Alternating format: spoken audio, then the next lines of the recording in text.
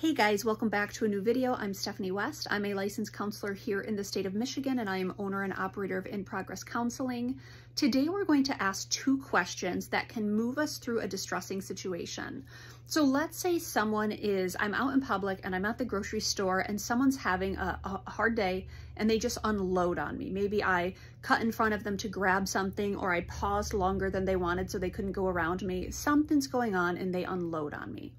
We're going to invite in 2 questions to move me through the distress of that moment. Number 1, what is going on with them? Not like this, incredulity and this, defensiveness, like, what is going on with them? It's like, well, no, what's going on with them? Because that was a pretty unreasonable response in my direction. I, was moderately unaware, and so maybe they were inconvenienced, but the intensity that they used is disproportionate to what was happening. Something's going on with them. Now, it's not my job to walk up to them and be like, oh my word, is everything okay? You seem a little, high strung today.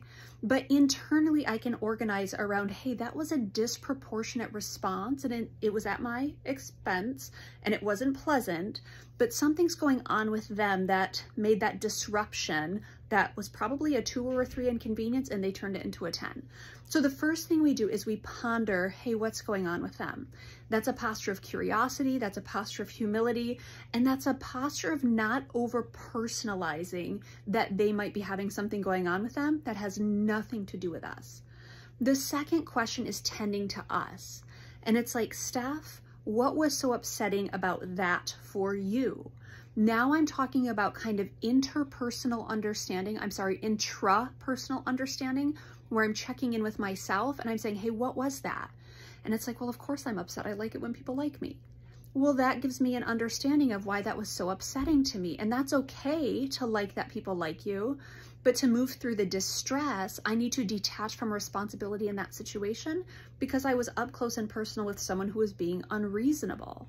So then I have to talk to myself like, hey, it's okay if the stranger doesn't like you. You've done nothing to warrant their like or their dislike. It's time to let that go and move about your day. So now, instead of being kind of incapacitated about like, why don't they like me? What did I do? What should I do differently next time? And going kind of into problem solving mode, I can just sit in the calm relaxation, or at least walk myself towards the calm relaxation that, you know what? It's okay if they don't like you. You weren't trying to be nefarious or malicious. You didn't move your cart quickly enough, or you accidentally reached in front of them. You're going to have to be okay with the fact that for whatever reason, you're a villain in their story today.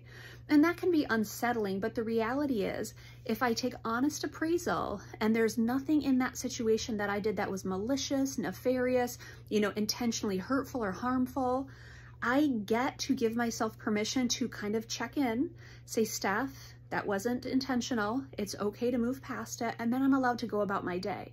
Now, there's going to be a chemical deluge that happens when we're surprised or caught off guard, or we get really angry, right? We have cortisol hitting our system. We have adrenaline hitting our system. And part of what we do is we make sure that we acknowledge that and tend to it versus respond from that. So it's like, Steph, of course you're upset. That was pretty upsetting. Someone just yelled in your face. So I go out to the car and I do some breathing and I maybe listen to some music to move it through me, or I call a friend and I vent for a minute, or I'm just doing something that's going to relax my body. Those are all okay. The point is I have to let it move through me, because if I let it kind of like stay concealed and contained, and then I let my own pressure build up and build up and build up, there's a good chance I'm that irrational one lashing out at someone later in the day. So again, those questions are, what might be going on with them that led to this disproportionate response? And Steph, what's going on with you?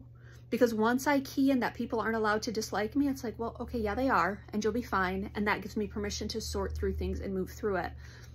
Or if, one of my thoughts is, I can't live in a world where people just erupt on each other. Well, it's 2024. We live in a world where people just erupt on each other, right? And so I have to talk myself through the discomfort of something, acknowledging that it's a thing and that I have permission to move on anyway. I have to acknowledge what's happening. I have to sort through it, and that's going to help me kind of set it aside and move through my day without letting it monopolize my energy going forward.